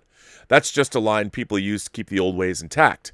People innately want to be productive, but we've developed a system of governance that's all about roadblocks so that people in power can keep their power, not use their power to help fellow human beings. I know I'm probably making people uncomfortable, so I'll end with this. The people who helped make this country great in the first half of the 20th century did so by creating things, but we are now being ruled by a generation of inherited wealth. These are people who have never worked for anything, have never earned anything, have never been told no, and whose only motivation is maintaining their own power. They feel no responsibility to society, and that has created a sociopathic government and a citizenry who values sociopathy. And on that happy note, I'll take my leave. Optimistically yours, David Miller. Wow, universal income. Well, David, I think you're pretty right about that. Look, again, I am no economist, and I'm way out of my depth here, but I would say this. I know that I was a big fan of Andrew Yang, and his policies seemed, I still am, and his idea of giving everybody universal basic income. Like, I know that, like, for me, like, if Elizabeth and I and her kids or whatever, we got a monthly stipend. Like, let's say there's four of us, say we got $4,000 a month. What that would do is take care of all of our living expenses and bills for the month. And it would concentrate us, like Elizabeth's going to school. Obviously, she's getting her master's, and so she can go back to teaching art. And then I'm, working on a number of projects where I'm making things for various people and doing stuff. It would completely alleviate the stress of work. We would continue to work. So I completely agree with you. We would be freed up. I think what a stipend like that would be is that if everybody, and it's not socialism in the sense that I think it would be a safety net. You would have a population that would be freed up to not be spending their time. I think people would be healthier. They'd be less stressed. I think they would have more free time to pursue the things that they want to, because people like to do things. People have things that they want to do, whether it's hobbies or whether it's they want to create or write, or I think people would do stuff. I think you're probably right. Automation is going to get rid of so many jobs, and you're right. Ultimately, as a science fiction future, I can say, yes, we probably should think about that. And I would have no problem. I mean, paying our taxes, we pay taxes, and that's part of what we're helping our fellow. Again, great education and great health care should be the very basis of our society. And I think if people had universal basic income, what it would do to the mental health of the population of this country would be incalculable. And that would all be part of it. But again, I don't know much about it, so I can't speak on that topic other than I know it would make my life easier. Free me up to do more. Greetings, Moadib of Movie Minutia. That's a good one, Eric. I found that nowadays many of my favorite shows aren't produced by big studios or multi-million-dollar production companies, but by independent content creators on YouTube. With programs like The Expanse and Rick and Morty on break, Robservations and Whining About Movies have become two of my few shows that I actually look forward to viewing. Well, that's very nice of you. In the last couple of weeks, I've been checking out the back issues of Robservations that came out before I discovered the channel. Most recently, I watched your episode on the old Jerry Anderson series, UFO, in which you touched upon a childhood favorite of mine, Space 1999. Dude, I loved that show. And that's despite, or perhaps because of, the fact that it had an episode that scared the crap out of me. I know what episode you're talking about. Oh, yes, I do. I'm not talking about a simple jump scare or a moment that gave me the willies. I am talking about a lingering, nightmare-inducing existential dread. Perhaps you remember the episode. It was the 8th episode of Season 1 called Dragon's Domain. If you guys haven't seen, now it's still a great episode of the show because it's got all kinds of things in it. It's got a spaceship graveyard. Dragon's Domain, like let me read what Eric Gant has said again. I'm not talking about a simple jump scare or a moment that gave me the willies. I'm talking about a lingering, nightmare-inducing existential dread. I cannot tell you how dead on Eric is with this assessment. I never forgot the name Tony Cellini after that episode either. Um, and I would advise, you know what? Now that you brought this up, let's go and see. Shall we? Hang on. Let's go to YouTube and see, because there are episodes of Space 1999 on YouTube. And let's see if it is Dragon's Domain, Space 1999. Yes, it is. There you go, ladies and gentlemen. The episode of Space 1999. If you've never seen Space 1999, this might not be the best. It might not be the best episode to start with, but this episode scared the shit out of me, just like Eric said. So there it is. It's in the live chat. Go find that. Oh wait, hang on. I didn't finish reading Eric's letter. Dragon's Domain. This episode featured a tentacled Lovecraftian monstrosity that hypnotized people into its grasp, dragged them into its maw, and then spat out their smoldering corpses. Not only did it kill our heroes, but it did so in a terrifying and horrific manner. It was true hardcore sci-fi horror years before we were introduced to everyone's favorite sexy xenomorph in Ridley Scott's Alien. For me, this marked the first time in a sci-fi show or movie that shit got real. On a lighter note, I also checked out your episode on Avengers Infinity War. Actually, it was Endgame. And let me say, what a joy. Seeing your enthusiasm and excitement, as well as that of the folks sending in super chats, was infectious. It made me want to watch Infinity War and Endgame all over again. The movie series really is incredible. The ending was satisfying, and I found myself a little saddened by it. It marked a farewell to the team we all came to love over the course of a decade, and it left me wondering, now what? Sure, I'm looking forward to Inhumans, Doctor Strange 2, and all the rest, but without the emotional anchor of characters like Cap or Iron Man, what kind of series are we in for? I think it's safe to say that the upcoming solo films are building up to some kind of big crossover event, and since the X-Men haven't been introduced yet, that event is probably going to be another Avengers flick. But who's going to lead the new Avengers? Right now, it looks like there are 3 candidates being pushed, but none of them look promising. First up, Bucky. I absolutely love Brubaker's Bucky Cap run in the comics, but I just can't see the MCU version of the character leading a team. His history is more than a little problematic, and he's never been portrayed as the leader. Next, the Falcon. Why I'm gratified to see more representation in comics and films, I've never been a fan of Sam Wilson's Cap.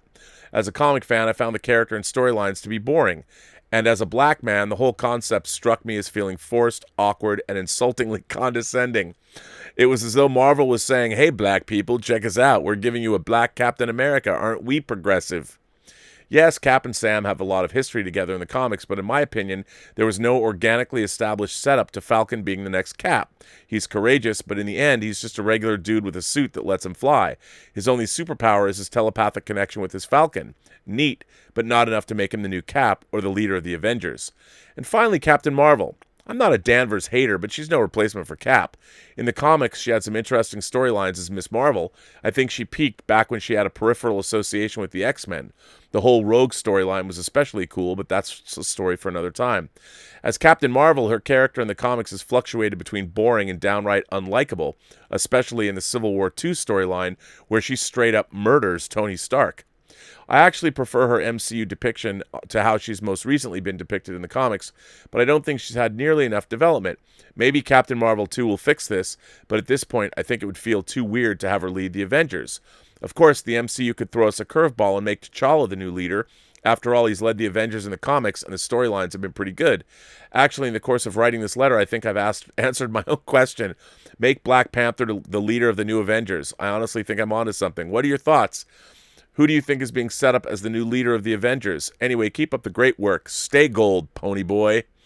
Eric Gant. Well, Eric, I love your letters. What a great letter that is. Anybody who brings up Space 1999's Dragon's Domain, I'll tell you something. For those of you, if you go to 1612 is the company that used to be Product Enterprises. I bought a lot of their stuff in the aughts, but they made a lot of Jerry Anderson stuff. Like I have a big Thunderbird 1 over there that I bought from them, and they're making Space 1999 stuff now, and the Eagles they're making, and they're re-releasing their UFO stuff, which is great. But check them out. But yeah, they've got Space 1999 figures. I want them to do the monster from Dragon's Domain. I've always wanted that. I mean, I probably could make one, but it would be great if somebody would make a Dragon's Domain, because now they're doing 12 scale figures, so maybe they'll make the inside of the ship. I'd love to see that. But in terms of the Avengers, I think you're right. I think if they're going to keep going with the Avengers, the new leader of the Avengers should be T'Challa. And I mean, obviously, he would have to probably abdicate the throne or something. He could still be king of Wakanda, but I think he should. I think Doctor Strange, I think T'Challa, and maybe somebody else could do a fine job sort of being the new triumvirate. Obviously, the vibe would be different, but it would be fun. I mean, I really think that Benedict Cumberbatch he was so good in Infinity War. I'd love to see that dynamic. And Chad Boseman, I love him. I love him as Black Panther. So we'll see. I think you might be onto something. But I'm really curious to see what they're going to do with the Eternals, how that's going to go as well. I mean, I don't know, but we shall see. We shall see. Jermaine K. writes in, "Hello, Rob. Thanks for reading my previous letters. In 2 of those letters, I promised to ask for your opinions on 2 of my favorite James Bond movies. I had every intention of making this letter all about them until recent events once again shifted my focus. I find much of the conversation surrounding authors being canceled to be very troubling. I fail to see what canceling authors like J.K. Rowling has to do with the goal of racial and human unity and harmony. When did an author's political opinions become more important than the themes and the characters in their stories? Good point. It feels like we're all of a sudden living in the TNG episode The Drumhead, but no one is taking Picard's warnings seriously. Even more troubling is the rising amount of content warnings on movies. At the rate things are going, I wonder if any movie created before 2020 will be immune. Surely someone will soon be offended by the Friday the 13th series or Jason Bourne, post their offenses on Twitter, and get these movies re-examined. I'm surprised Downton Abbey, which I love, is still being shown at all. Maybe the Twitter mob missed a series about aristocrats in the 1920s England who are all white and literally call themselves privileged. It would seem a perfect candidate for this puritanical book-burning period we're all living through. I won't let this letter dissolve into a rant, but I will encourage everyone to watch The Drumhead again soon. Of all the TNG themes to live through, I doubt any of us would choose the themes in that episode. By the way, Rob, what do you think of The Man with the Golden Gun and For Your Eyes Only? Thanks and take care." Well, first of all, great letter, Jermaine. I think it's really odd. And again, I couldn't believe, having gone to the Evergreen State College, what happened to Brett Weinstein and what happened to... By the way, Brett Weinstein and his wife do that podcast. I can't recommend it enough. I love Brett Weinstein. He's an evolutionary. Him and his wife are evolutionary biologists. So they have very distinct conversations about trans rights and racial harmony and all of that. I think they're great. They're really great. But what happened at Evergreen, and what happened at like Yale, when you have students screaming and yelling at a professor about Halloween costumes and all that. It's so strange to me, the idea that, like, I guess I grew up knowing that the world was a harsh place. The universe is indifferent to your suffering. And you have to go out and make the world the way you want the world to be. You can't. So that's why I when you go out into the world, and especially like in college campuses, you're paying to go to a school. And the idea that you think that a professor or that teachers at the school that you've worked so hard to get into, that you shouldn't just shut up and listen to them, is baffling to me. Isn't that why you're there? So if a college professor says something that maybe rubs you the wrong way, you're supposed to have a response, but you're not supposed to then tell that college professor that you're going to try and get them fired. Since when? Really? Since when have you... Why should you wield such power? Aren't you here to learn from these professors? Or only the professors that, tell you the things that you want to hear? I don't understand it at all. I mean, the world is supposed to be a place where there should be intellectual rigor and exploration. And, what I find in our desire to help people and find equality, we are also tending to deny reality as well. Again, the universe is indifferent to your suffering, and I think that it's weird to me. And a lot of the things that I deeply love in my life, like A Clockwork Orange, is troubling by design. It's supposed to make you uncomfortable. It's supposed to make you think for long after you've watched this movie, what did I watch? How do I feel about this? And I don't understand that when people are challenged by things or they're made uncomfortable, that they want to get rid of those things. I'm like, I've never thought that way. I don't know anybody when I was growing up that did either. But you're absolutely right, Jermaine. I think one day everything that we like, well, you can't watch Friday the 13th movies because it doesn't really paint a good picture. I mean, we're not supposed to enjoy watching human beings slaughtered. Well, I would say that isn't true. And, eventually but you're right, somebody's going to say that.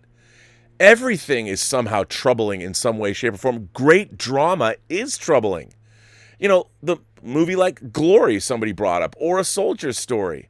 Historical movies about race relations, whether it's Mississippi Burning, those are supposed to be troubling. They're supposed to make you feel something and realize how Black America was completely dehumanized and slaughtered and treated horribly over the centuries, not just for a couple of years, but for centuries. That's what you're supposed to take away from those stories. I mean, but I would hate that we wouldn't get to see those kinds of stories either. I mean, eventually every story is going to be considered problematic, and I think it's crazy. But what's worse is, who are these people? Who are these people that are wanting to cancel these things, that go after these authors that people are talking about? Oh, so J.K. Rowling makes a salient point about a certain matter, and whether you agree with her or not, because people disagree with her, you're gonna go after her because she doesn't agree. I mean, what happened to the intellectual rigor in the discourse, the exploration of the idea? And I think that, nothing is cut and dried. It's not either or. Nothing is just black and white. There are three-dimensional aspects to every issue, and they should be examined in that way. It's so scary. Now, back to Bond movies. To be honest, I don't think Man with the Golden Gun is a very good movie. I want to love Man with the Golden Gun. There's a lot in it. I like Scaramanga. I really do. I like Knick Knack, Hervé Villechaize. I like Maud Adams, Britt Eklund, Holly Goodnight. She's not so good. But I do like the movie, sort of, but I think it's absolutely one of the lesser Bond films. For Your Eyes Only, however, I've always loved. Coming on the heels of Moonraker, I liked seeing it get back down to earth, even though For Your Eyes Only has Lynn Holly Johnson, who's pretty goofy in the movie. But I like For Your Eyes Only. I do like, even though it's uncharacteristic of the franchise, I really like Bill Conti's score. I know it's not quite as Bondian as people would like, but I like his score a lot. And I like the St. Cyril's when they at the end, when they're going up to the monastery. I like that. I thought it was great. And I love the relationships between the characters in the movie. It definitely has an Honor Majesty's Secret Service vibe when you have Bond going to work for like Topol. I liked all that. I thought For Your Eyes Only is a very respectable movie. I like it. I think it's good. Well, Jermaine, thank you for writing in. There's a lot of letters that have come in that are out of my pay grade, above my pay grade. James Kevins writes in and says, "Greetings, Rob. I had a question on an episode of Star Trek: The Next Generation from season 5 called Ethics. In the episode, Worf is injured and loses the use of his legs. A neurological specialist on the ship named Dr. Russell agrees to assist Dr. Crusher. During their review of the case, Dr. Russell states that Klingon anatomy is over-designed and that she has never seen so many unnecessary redundancies in one body. Dr. Crusher informs her that the Klingons refer to the redundancies as the Brak Lul, and every function has 2 organs in case of failure. Okay, inquiring minds want to know. Does this mean that Klingons, do they have, a spare screwdriver tucked away in the old toolbox? How does something like that affect our ongoing discussion of the intergalactic wow thing? Still waiting to hear all the ladies' voice of perspective on that one. Thanks for all that you do. Your brother in fandom. Peace and long life, Jim Kevins. Well, I've never actually, in all of my years of knowing these things, I never considered that in particular. I mean, do Klingons have two? Are they packing two pistols? I would tend to think that they're not. Because we're talking internal organs. I don't think that they would. But I mean, let's say you were, and I don't know what the configuration is if they're side by side, but there are. You could certainly well, the obvious one would double penetration would be, if that's what your lady was into, that would be good for her. I mean, it would really depend. But that means you have times two erectile dysfunction. If you're not good at what you do, or you're not really into it, that could be tough. But in terms of making, I don't know. I would just think it would be a little unwieldy. And if you were the wielder of the two units, I think it would be a little cumbersome to do that. I would not be a fan if I was having to worry about two as opposed to one. But then again, it's interesting. We haven't heard that before, so I don't think I'm gonna say a ruling. My ruling is, I think male Klingons only have one a single genitalia. Is that what you call it? I just love that you wrote in and asked. Only on this show. God, I love this show. I love doing this stuff with you guys. I really do. James Kevins also goes on and says, news dropped about 5 days ago. Apparently Snoop Dogg has made an indie Star Trek fan film with over 40 different Trek actors from across the canonical series. Okay, this is true, by the way. I thought it might be a joke, but the reporting has been confirmed by a number of websites. On June 23rd, Allison Pitt reports in Daily Star Trek News, I'm including a link to the trailer on YouTube, Star Trek parody film Unbelievable picked up for domestic distribution, features 40-plus actors plus Snoop Dogg. Does anyone remember back in October when we found out that Snoop Dogg has a giant Star Trek mural on the wall of his LA studio? Because I do. When that story dropped, I noted that Snoop Dogg is no stranger to Star Trek. For instance, his 2004 hit single, Drop It Like It's Hot, was released through Star Trek Entertainment, a record label created by powerhouse producers the Neptunes. Star Trek Entertainment, according to Wikipedia, was named as a reference to Star Trek. But Star Trek Entertainment isn't Snoop's only claim to Trek fandom. In 2018, he was the executive producer on the parody film Unbelievable. That film unbelievably featured over 40 former Star Trek actors in a sci-fi parody adventure, which Deadline reports has just been picked up for domestic distribution in the U.S. According to the Deadline piece, independent film distributor Indie Rights has acquired the rights to the film and will also take it to the foreign sales at the virtual Cannes film market later this week. A statement on Unbelievable's Facebook page says, as promised, we said that we would let you all know when Unbelievable would be coming out, and no, it's not 2034. We can't wait to show it to you and hope you enjoy the show. Meanwhile, stay safe, stay well. In response to one fan who sought clarification on when the film might actually be released digitally in the United States, they said, this is actually coming super soon. We're over here popping out of our skin wanting to release it, but we should be still on lockdown by the time it's shown. Unbelievable. Features, you're going to love this, features former Star Trek actors across every classic era series. Here are a few of them. Nichelle Nichols, Marina Sirtis, Michael Dorn, Chase Masterson, Nana Visitor, Jeffrey Combs, Garrett Wang, Tim Russ, John Billingsley, Connor Trenier, Dominic Keating, and the Gorn Captain, Bobby Clark. Oh yeah, and a puppet that looks like Captain Kirk. You can watch the trailer now. You know what? I am going to put this trailer. I've watched this trailer. I have to say it's kind of hilarious. So here it is. So there you go. It's in the live chat. Check it out.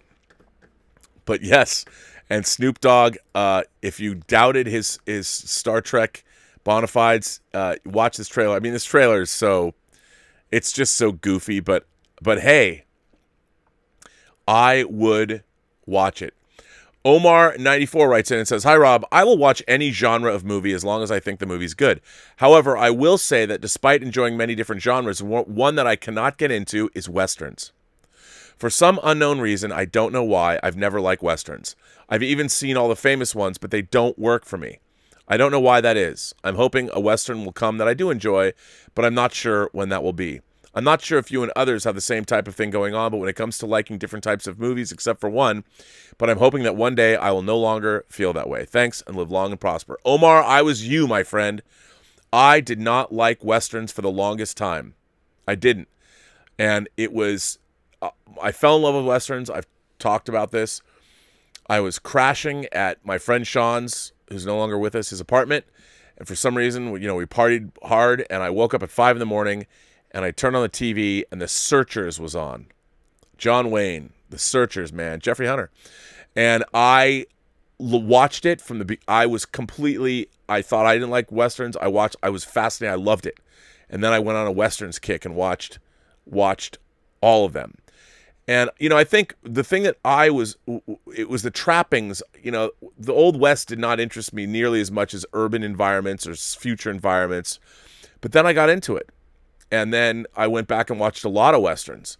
And I got into it. But I didn't dig it for a long time. So I'm right there with you. I think I had to be in the mindset. And once I was not so prejudicial against the fact that, I don't want to watch a Western. It was just that. And then once I got over that, I learned to love Westerns. Yes, I did. Let's see. Claudius Durden says, "Rob, your stream keeps flickering. Maybe it's just my stream. Maybe Brad Pitt is going to show up in my Imaginarium. Maybe I'm just imagining you, Rob. Maybe Candida is watching me watch a blank screen. If Brad or I ask you to make soap, Rob, say no." Yeah, I don't know what's up. For whatever reason.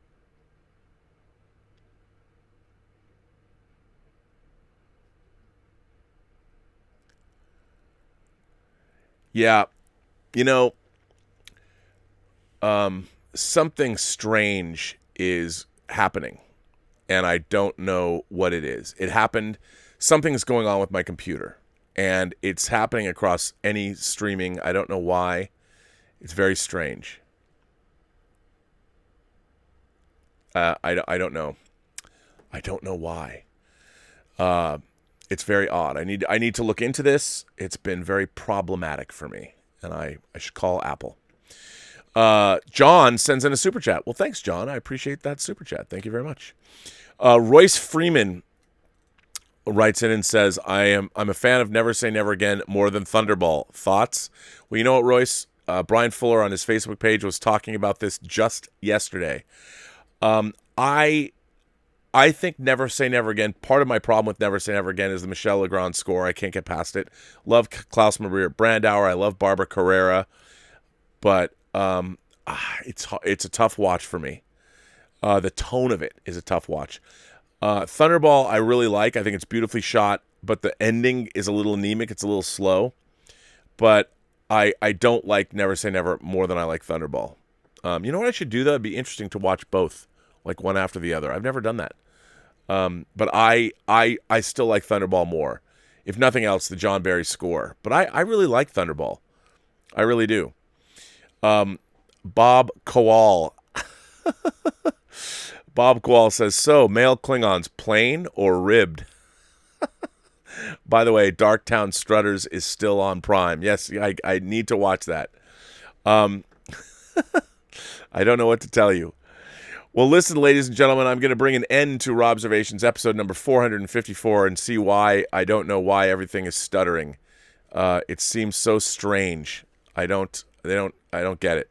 Oh, Royce goes on to say, "They say Westerns are done in different decades and reflect the views upon the time they are made. Do you prefer John Wayne type Westerns, Sergio Leone, or Wild Bunch?" Ooh, that's really interesting. Well, I like all those. I like John Wayne movies, but I love the Sergio Leone movies, but those are more, I don't necessarily consider those, they're Westerns, but they kind of are take place in an alternate universe.